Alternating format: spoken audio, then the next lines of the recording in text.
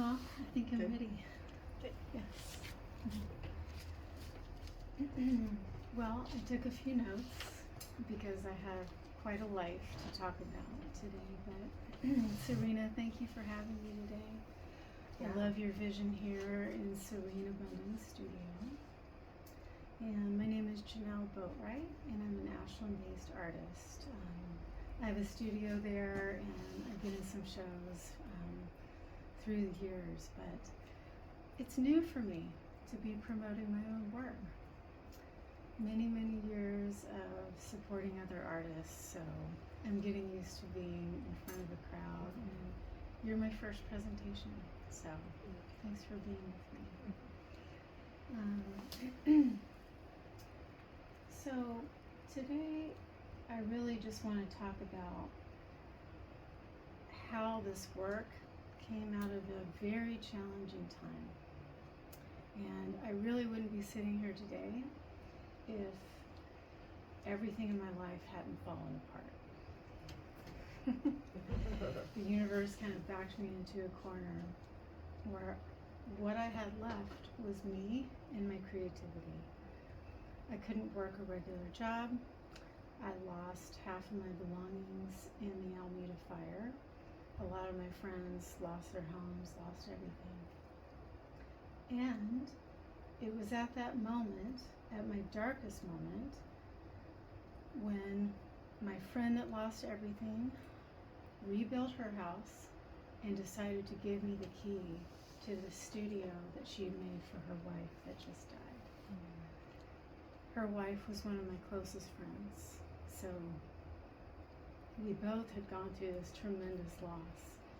So for her to give me this golden key and say, Janelle, it would make my life so much better if you were here, using this studio for what it was intended for.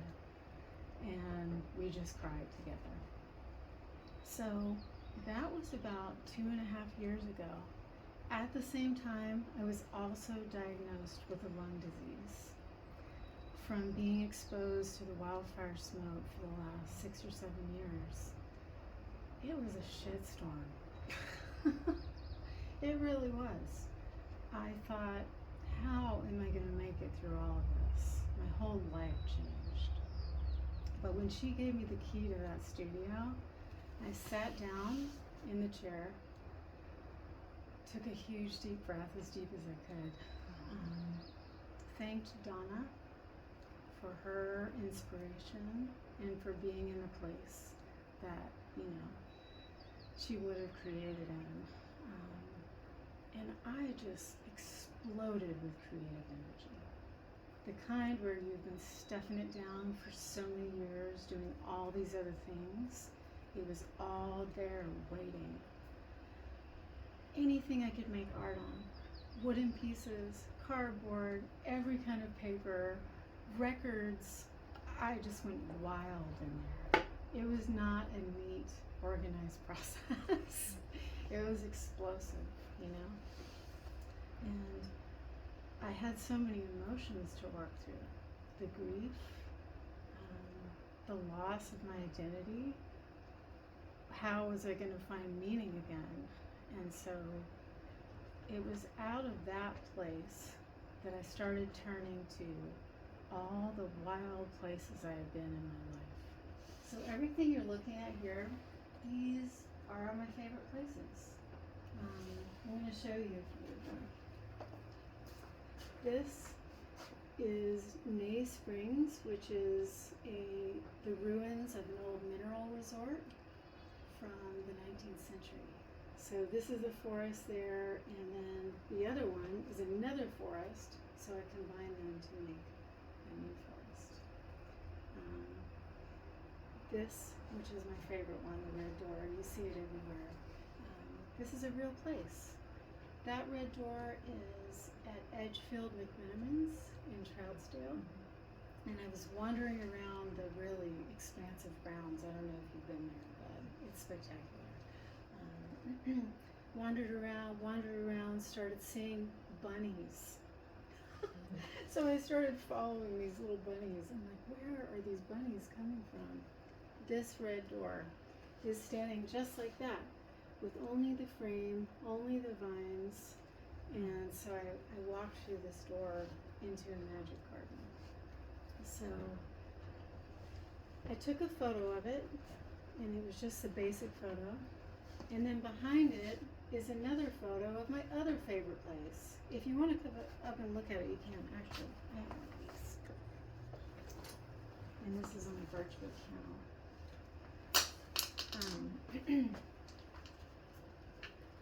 So the photo behind it is actually a beach scene of ocean rocks, kelp, and then the two photos are merged to create this other world.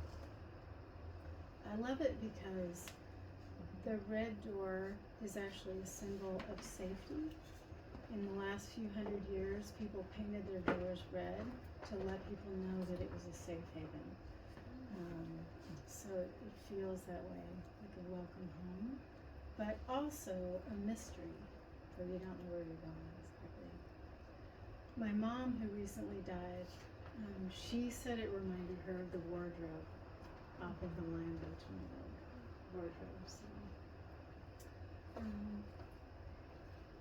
So I definitely wanted to mention how hard it was when I started creating all this.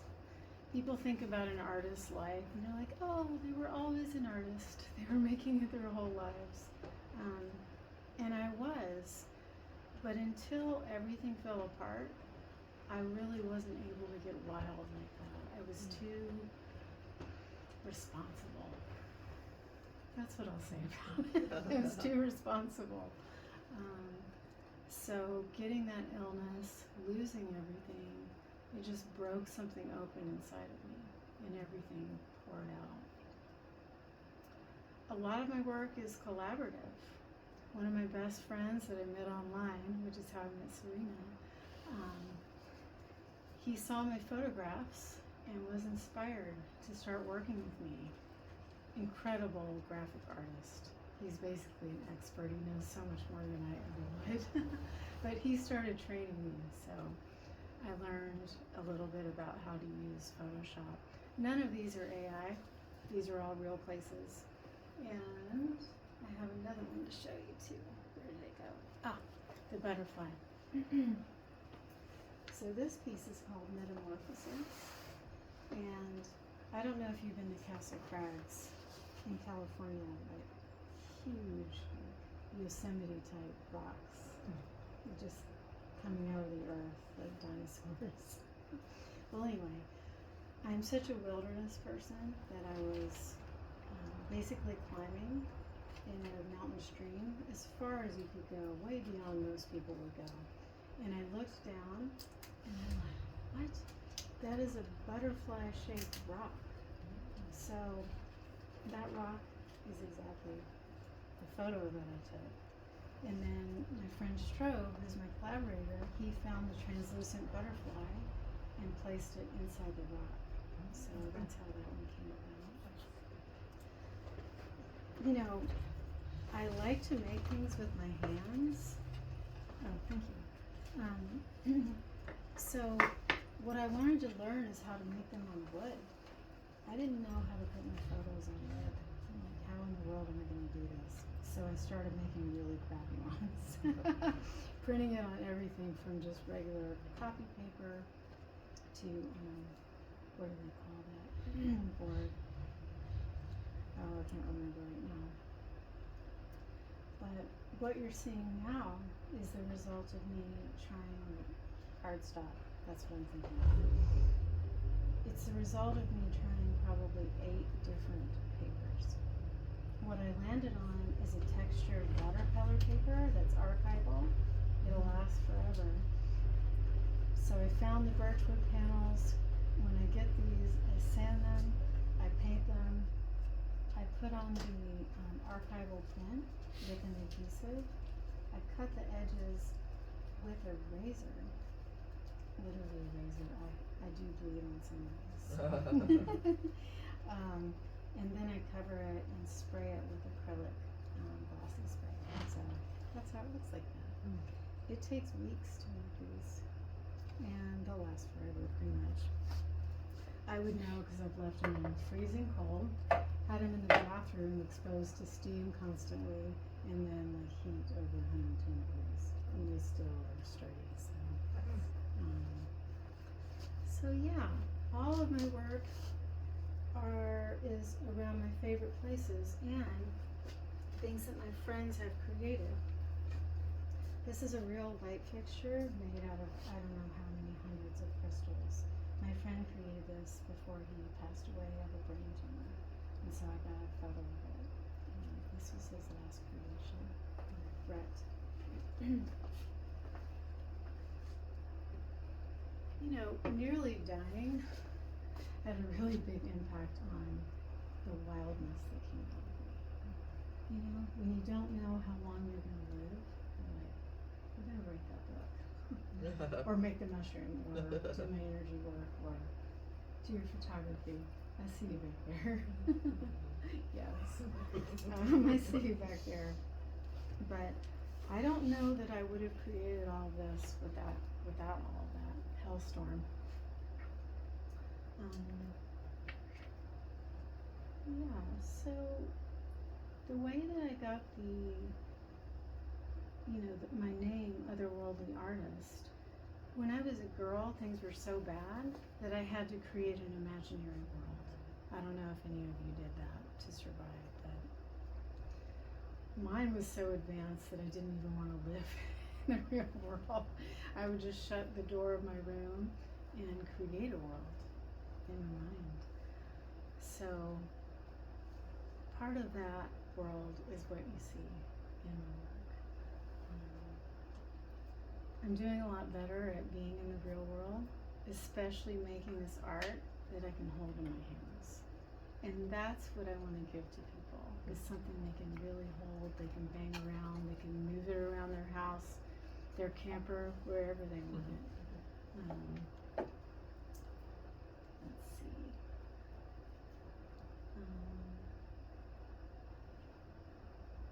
One of my main inspirations is my brother Chad.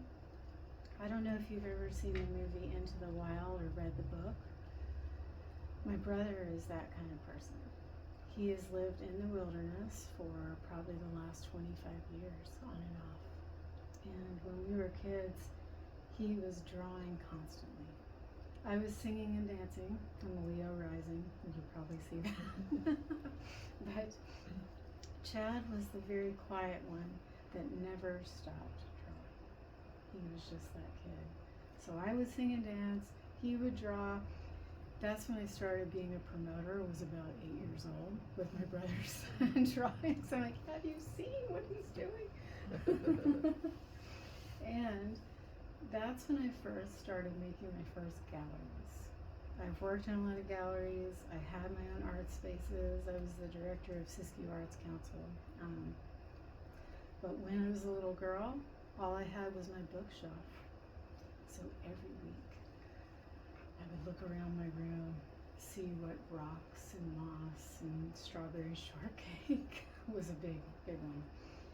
So every week I would collect my little things and create a magic world. Every week those items would change. And so when we had to clean our rooms on Saturday, Chad knew I was about to create another world. I was very dramatic about it too. I'm like, Chad, this one is even better than last week. It's even better than the week before. He'd be like, ooh. He knew how much it meant to me. So I would practically say, close your eyes. Don't look. All right, I'm ready. And he would open his eyes in such wonder, you know. I had the dolls playing with rocks. I mean, I would color code my books because that was my other refuge. But yeah, Chad really caught it. And he still does. We're still very close.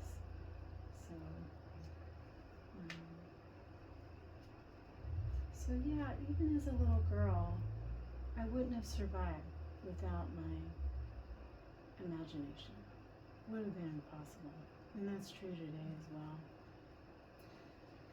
This art has helped heal my life because the bottom dropped out and there was a hole inside in my whole life.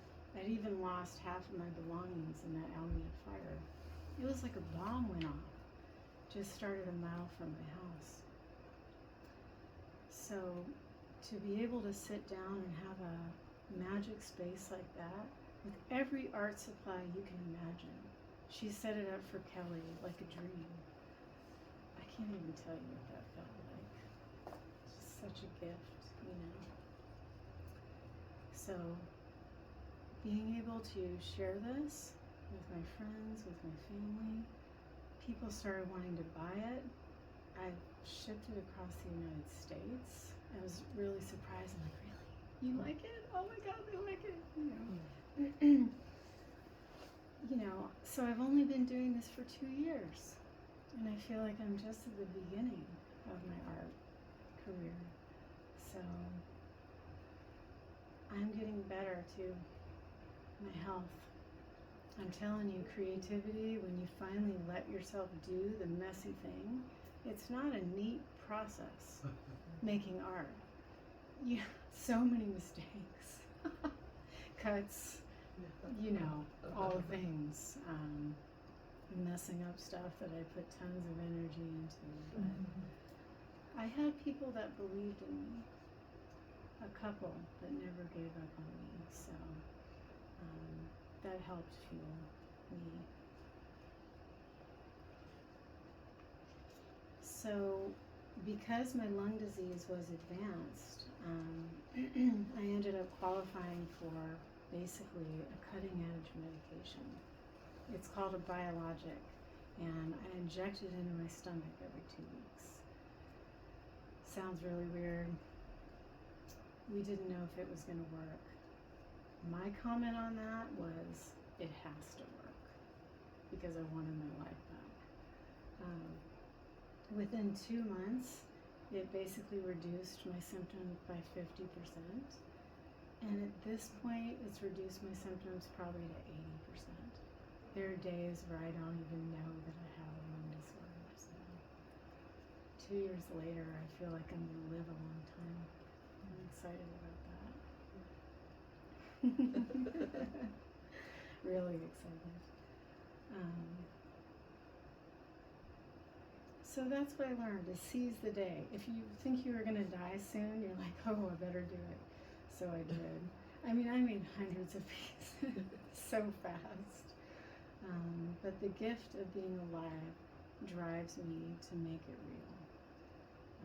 And then I can give all of these otherworldly places this safe haven, which people love, and you can go inside of it.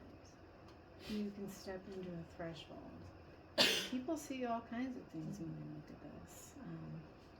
For me, it reminds me of home in the secret garden.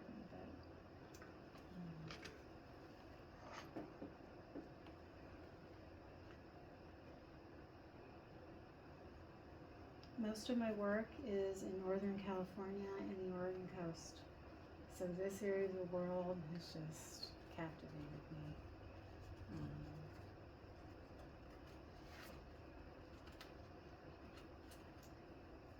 So I think that is about what I wanted to share today. This art has saved my life. You know? Most of my friends are artists, even if they don't know it. When I was a little girl, I always thought my brother was the artist. I'd be like, I sing, I don't make art. That wasn't true at all. You know, I'm 51, so I'm a later in life artist. So I hope that can be inspiring too, because you can do it at any age.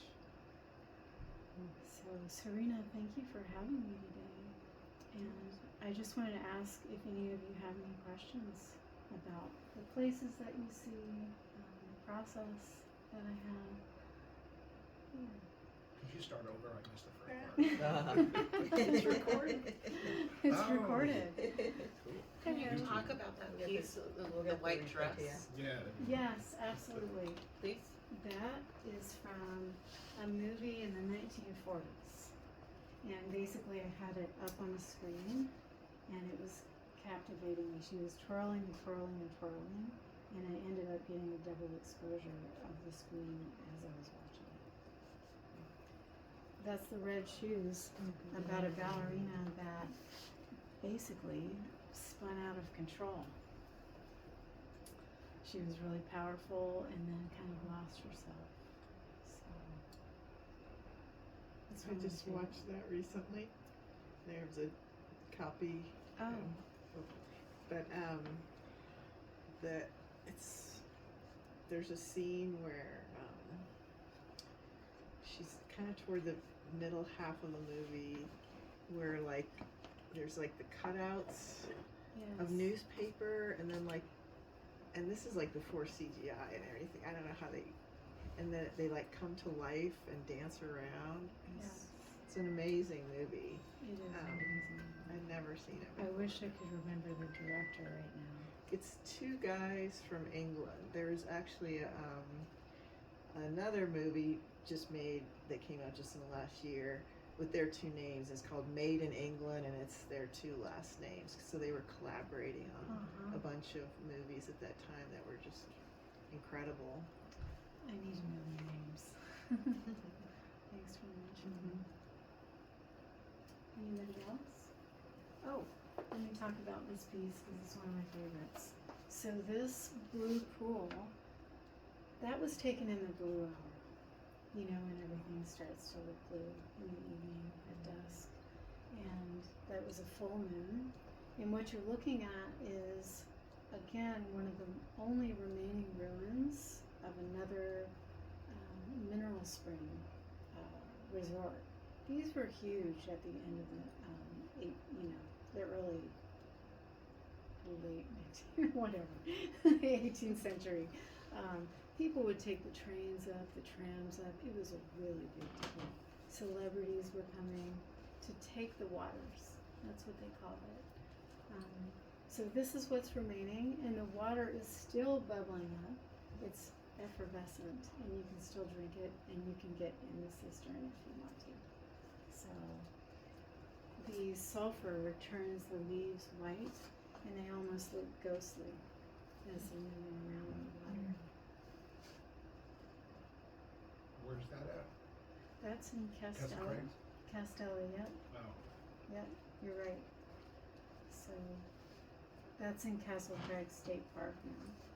That's what they made it. What's the Blue Girls story? That is a collaborative piece. 5 artists made that in Discovery Arts. That was one of the things that finally helped me step into my creativity, not fully, but it was a group of artists that believed in collaboration. So they weren't all about the ego. They were about working together and using each other's strengths. Some of them were classically trained artists, and then other ones were graffiti artists. So that was a combination of their work. And they would just stick a paintbrush in the hand and say, "Oh, you're not a painter, huh? Put something on the canvas. Now you're a painter." So they broke through some of the ideas that I had. And that painting is 6 feet tall, the original. Wow. Huge. One of my galleries, we would just have her, front and center as soon as people walked in, and they would just stand there like, whoa. But it is the energy of indigenous peoples. So, It's powerful. yeah. What got you into photography specifically? That really took off when I traveled in Europe and when I lived in Croatia. They had waterfalls everywhere, and the water was so clear in the Adriatic, so salty. I mean, when you got out, you could salt your food with what was on your skin, literally. So, when I was there, I was obsessed. In fact, when I got to the United States, I didn't even care about eating food. All I wanted to do was develop those rolls of film back in the day when we still had those. So that's what started it. And then whatever I had in my hands, I would use to shoot. Whether it was a cheap old phone, a really nice camera. Some of these are taken with a Nikon, some of them with an iPhone. Whatever I have.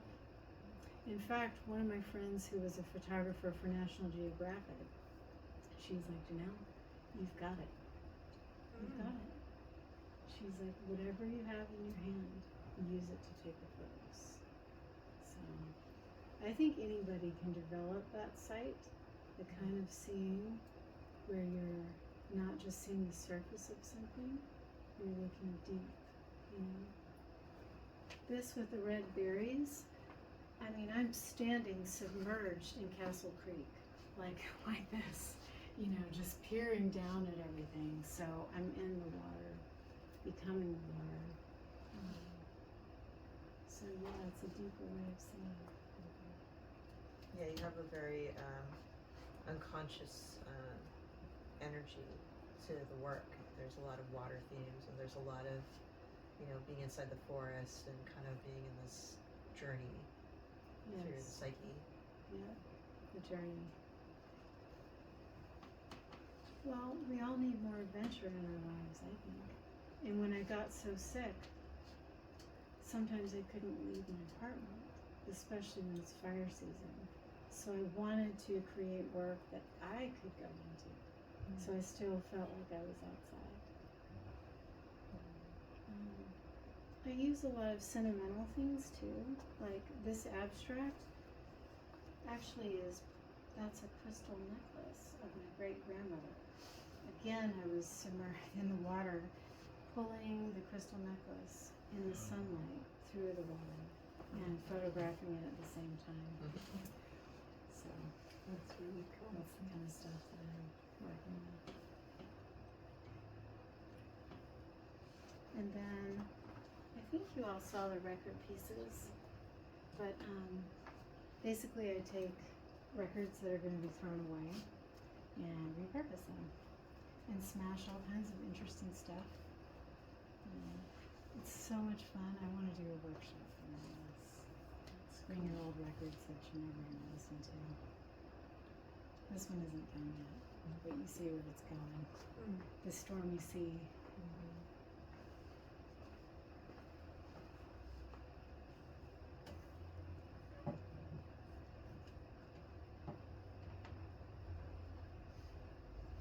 And then this one I got when I was peeing.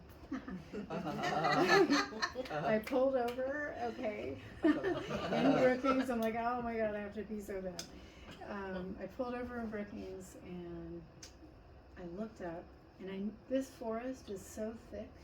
To have the light come through like that, I looked up, I said, oh my God, and I ran back to the car to get my camera so I could capture it. But that is the coastal spruce in Brookings. Did you pee first? I did, but On the way back to the car. I just was like, that doesn't even matter. Let me get this shot. I've never seen it like that since. It's so thick. And let me show you this. This is one of my favorite things to use too. The crystal ball. I'm just going to pass this around. So that, I get to do all kinds of fun stuff there. This is an example of it. So this is in Lithia Park, and I'm basically crouched down on the ground like a weirdo. Everybody's like, what is she doing? Oh my God. But what I'm doing is placing it on the ground almost, getting all the way down, waiting for the light to hit just right, and getting the reflection in the crystal ball. So I have a whole series.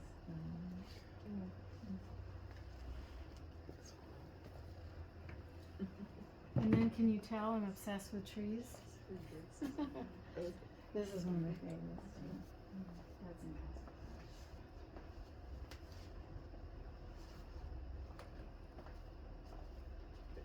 This is really fun to submerge in water.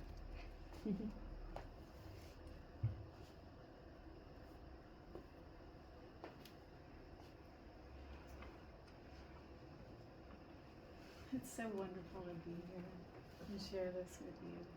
I'm so grateful to be alive. And this art and my imagination finally was able to come to life through almost dying. So it's dramatic. But life is. It's dramatic right now with the protests and everything that's happening. It's a very powerful time. So whatever brings you joy, connects you to your safety, that's what's going to keep us sane. So, yeah. So do you have any other questions? Or? Hello. Nice to see you. This is my work. I've been talking about it. Kind of a life after death creation. So I'm just glad I came back from the edge. Glad you're here. Thank you. Well, good. Well, thank you for being witness to me as an artist and my growth as a person. It means a lot to me. Thank you for sharing. Yes. So we have some delicious snacks, wine, sparkling water, Rice Krispie treats, which you must try, and fresh cherries. So feel free to have that. Serene, thank you Yes. for having me. Thank you. Now let's give a round of applause. And all of these works are for sale, and then we do have a few smaller things. She has some stickers and some smaller pieces in the shelves over here with the gallery. And you can chat with her further about that as we're having a reception. So thank you for being here. Thank you. Thank you, Serena.